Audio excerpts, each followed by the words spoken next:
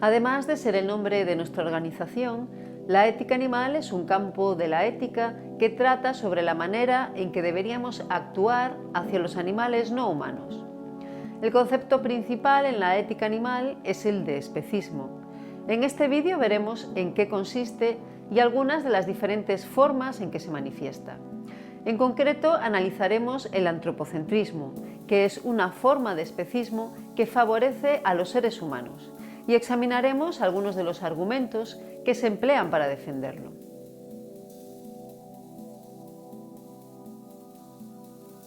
El término especismo se acuñó hace casi 50 años y es análogo a otros como racismo o sexismo.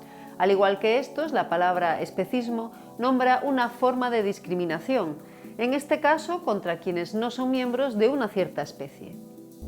¿Pero qué es exactamente discriminar?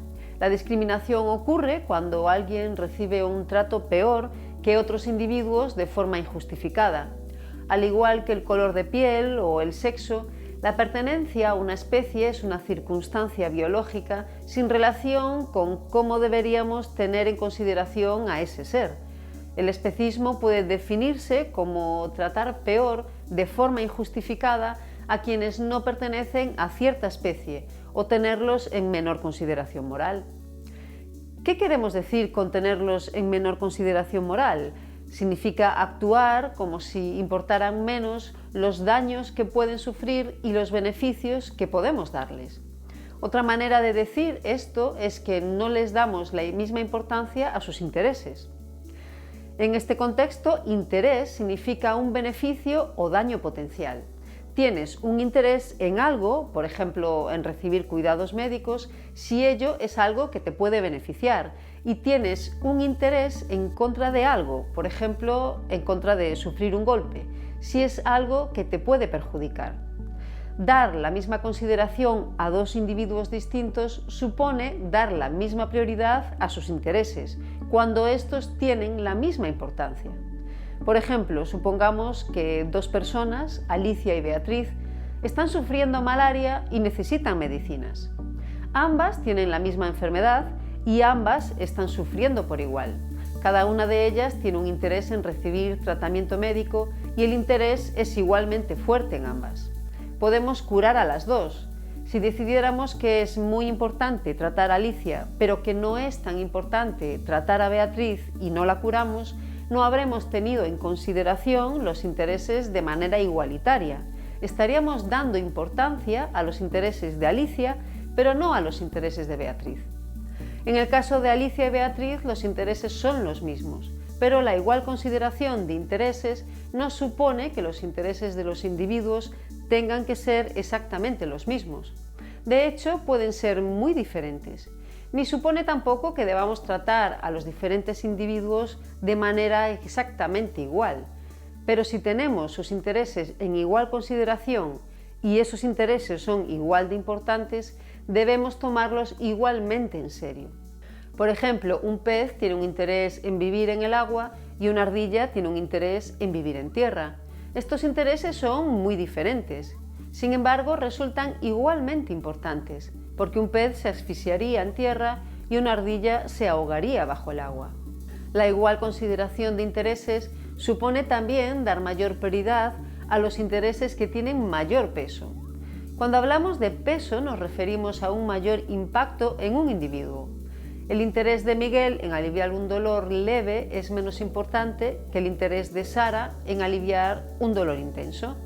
Si diéramos prioridad al dolor leve sobre el dolor intenso, estaríamos teniendo en consideración de una manera desigual los intereses de estos dos individuos, favoreciendo de manera injustificada el interés menor de Miguel sobre el interés mayor de Sara.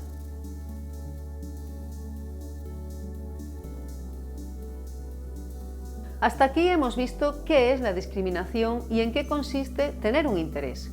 A continuación veremos el concepto de consideración moral. Considerar moralmente a alguien significa tener en cuenta sus intereses. Cuando tenemos a alguien en consideración moral, tenemos en cuenta cómo nuestras acciones u omisiones pueden causarle un daño o un beneficio. Cuando pensamos que deberíamos tener en consideración moral a alguien, decimos que es moralmente considerable. Si no tenemos ninguna consideración moral por alguien, podríamos tratar a ese individuo como a un mero objeto. Podríamos causarle daños por pura diversión u obligarle a trabajar para nuestro beneficio. O podríamos ser totalmente indiferentes a lo que le pase, independientemente de lo mala que sea su situación o de lo fácil que nos podría resultar darle ayuda. Sin embargo, la consideración moral no es cuestión de todo o nada. Podemos considerar en mayor o menor grado a diferentes seres. Por ejemplo, en las sociedades modernas, la mayoría tiene a los animales no humanos en cierta consideración moral, por lo que, por lo general, los intereses de los animales cuentan al menos algo. Debido a esto, solemos pensar que está mal dañar o matar a los animales sin razón, pero aún así se les suele tener en menor consideración que a los seres humanos. Es importante indicar aquí que aunque podemos dar cierta consideración moral a alguien, podemos aún así dar menos importancia a sus intereses que a los de otros individuos. Esto es a lo que llamamos una discriminación. Resulta también posible discriminar a alguien sin causarle un daño. Esto puede suceder si le damos un trato peor o menos bueno del que daríamos a otros individuos si la razón para ello es injustificada. Por ejemplo, discriminamos a los animales no humanos, incluso si no les causamos ningún daño, si no aceptamos darles ayuda en situaciones donde sí se la daríamos a seres humanos. Pensemos que muchas personas piensan que es muy importante ayudar a los seres humanos que están en peligro debido a desastres naturales, pero no piensan lo mismo si se trata de los animales que viven en el mundo salvaje, aunque se enfrenten a los mismos peligros. Podemos ver que el especismo, al igual que otras formas de discriminación, puede tener muchas implicaciones diferentes para sus víctimas. Estas incluyen nuestras acciones contra ellos, pero también nuestras omisiones, esto es, las veces en las que podríamos beneficiarles y no lo hacemos. La mayor parte de la gente piensa que se debería considerar de manera igualitaria a todos los seres humanos y rechaza que se discrimine a algunos de estos. Rechazar el especismo supone tener una actitud similar hacia los demás seres sintientes.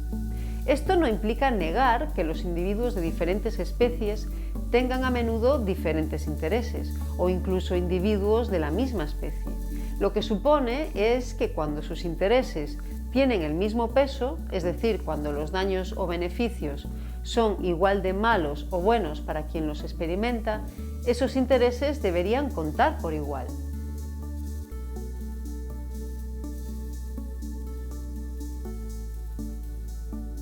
La alternativa a la discriminación especista es una posición que no dé una consideración moral diferente a los animales de distintas especies. Podemos denominar a esto una posición no especista. Otro concepto distinto es el de antiespecismo, que consiste en la oposición al especismo. Mientras que el no especismo, o sea, la ausencia de especismo, supone intentar no actuar o pensar de una forma especista, el antiespecismo supone trabajar de manera activa contra esta discriminación.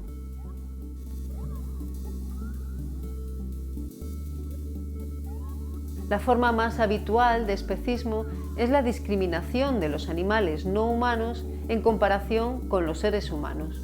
Esto sucede cuando nos comportamos de manera habitual con los animales no humanos de maneras en que nunca nos comportaríamos con otros seres humanos. La posición según la cual los intereses de los seres humanos importan más que los intereses de otros animales, aun cuando estos sean igual de importantes, se denomina antropocentrismo.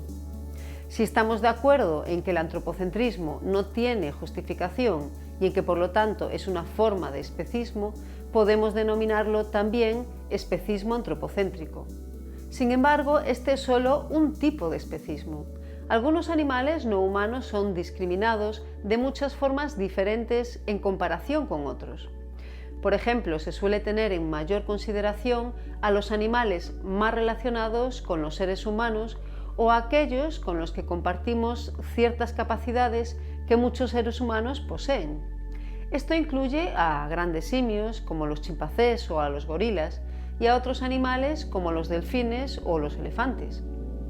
Además, en muchos lugares del mundo, animales como los cerdos, las vacas, los pollos o diferentes especies de peces son tratados peor que los perros y los gatos. Los cerdos, las vacas y los pollos son explotados para fines humanos de formas en las que normalmente no lo son los perros y los gatos. Otro motivo para que ciertos animales sean tratados mejor que otros es que los seres humanos tengan una preferencia estética por ellos. Esto ocurre cuando se considera de forma más favorable a un oso panda o a una mariposa que a un ciervo o a un escarabajo. En otros casos, las diferencias tienen que ver con distintos intereses científicos en los animales. Además, los animales más pequeños suelen tenerse en menos consideración moral que los grandes, exclusivamente debido a su tamaño. Esta es una de las principales razones por las que los invertebrados no suelen ser tenidos en cuenta, pese a que son la mayoría de animales en la Tierra.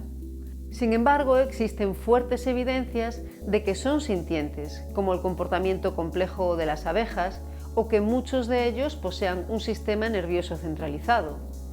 Por último, algunos animales son tratados peor que otros sencillamente porque causan desagrado y son considerados estéticamente feos. La mayoría de la gente no mantiene un solo tipo de actitud especista. Por lo general se mantienen varias de estas actitudes especistas o todas ellas. Como resultado, la consideración moral que se da a los diferentes animales suele estar influida por una combinación de distintos factores moralmente irrelevantes, o sea, de factores que no tienen que ver con el peso de los intereses de los animales afectados por las distintas formas de especismo. De todas estas posiciones, la que tiene las consecuencias potencialmente más dañinas para los animales no humanos es el antropocentrismo. A la luz de esto, es muy importante examinar si esta es una posición justificada o no. Analizaremos a continuación algunos de los argumentos usados para intentar justificar el antropocentrismo. Hay diferentes formas en las que se defiende el antropocentrismo, la posición según la cual los intereses humanos cuentan más que los intereses de otros animales. Estas pueden clasificarse en varios grupos que veremos a continuación. Debemos tener en cuenta que ahora estamos hablando de las formas en que son defendidas las posiciones antropocéntricas y no de los argumentos para refutar dichas afirmaciones, lo cual expondremos en vídeos posteriores. En primer lugar, a veces se afirma que los intereses de los seres humanos deberían importar más que los de otros seres sintientes sin dar más argumentos. Sencillamente se da esto por supuesto. Esta posición es tan común que la mayoría de quienes creen esto lo asumen sin pararse a pensar sobre ello, excepto en los casos en los que se discrimina a los animales de maneras demasiado brutales. Un segundo tipo de argumentación consiste en que los intereses humanos deberían importar más porque hay una condición especial que solamente cumplen los seres humanos, la cual, sin embargo, no puede verificarse. Algunos ejemplos de esto incluyen tener un alma inmortal o algún tipo de posición privilegiada en el universo. En tercer lugar, hay quienes afirman que los intereses humanos importan más porque solamente los seres humanos tienen determinadas capacidades o características especiales. Estas son, por lo general, capacidades cognitivas complejas o capacidades relacionadas con ellas, como el lenguaje o la capacidad de aceptar responsabilidades hacia el resto. Según estos planteamientos, cualquiera con estas características merece especial respeto y mayor consideración moral que los seres que carecen de ellas. En cuarto lugar, se argumenta que los seres humanos poseen ciertas relaciones especiales con otros seres humanos como amor, simpatía y solidaridad. Según este argumento, tenemos estas relaciones especiales solamente con otros seres humanos, por lo que deberíamos tener a estos en plena consideración moral.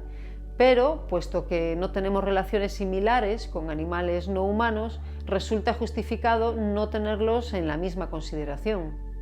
Otro argumento tiene en cuenta las relaciones de poder.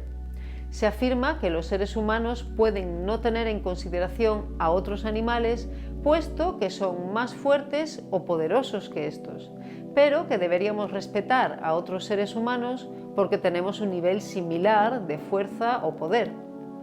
Por último, hay posiciones que combinan uno o más de estos argumentos. Por ejemplo, a veces se defiende que para tener a alguien en plena consideración moral, un ser debe poseer ciertas capacidades complejas o tener ciertas relaciones especiales con el resto de seres humanos. O se sostiene que deberíamos respetar a todos los seres que pertenecen a nuestra especie o que tienen capacidades intelectuales complejas. Si todas estas afirmaciones fueran correctas, o al menos lo fuera alguna de ellas, el antropocentrismo sería una posición justificada. Sin embargo, existen fuertes argumentos en contra de esto, que analizaremos en los próximos vídeos.